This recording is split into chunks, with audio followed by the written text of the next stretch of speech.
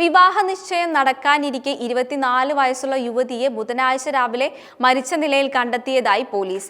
ഒരു റോഡ് അപകടത്തിൽ അവർ മരിച്ചതായി കുടുംബം കരുതുകയായിരുന്നു. പോലീസ് അന്വേഷണത്തിൽ അത് കൊലപാതകമാണെന്നും കാമുകനാണ് കുറ്റവാളിയെന്നും കണ്ടെത്തി. വിവാഹ നിശ്ചയത്തിന് ഒരുങ്ങിയ കാമുകിയെ യുവാവ് തലക്കടിച്ച് കൊലപ്പെടുത്തുകയായിരുന്നു. ചെന്നൈ കൊളത്തൂരിൽ വിഘ്നേശ്വരിയാണ് കൊലപ്പെട്ടത്.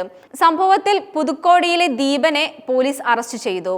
കുട്ടി പിള്ളയാർ പക്കത്തിലെ ഒരു സ്വകാര്യ ഫാക്ടറിയിൽ ജോലി ചെയ്യുകയായിരുന്നു. സഹപ്രവർത്തകനായ ദീപൻ എന്ന യുവാവുമായി ഇവർ പ്രണയത്തിലാവുകയായിരുന്നു, പോലീസ് പറഞ്ഞു.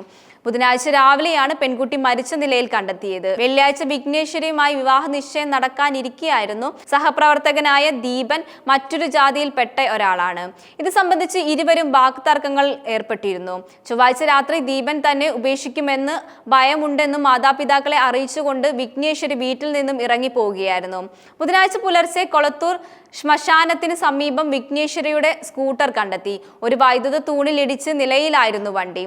തലയ്ക്ക് പരിക്കേറ്റ നിലയിൽ ബൈക്കിനടുത്ത് കിടക്കുന്ന നിലയിലാണ് യുവതിയെ കണ്ടെത്തിയത്. ആദ്യം ഇതൊരു അപകടമാണെന്നാണ് കുടുംബം കരുതിയത്.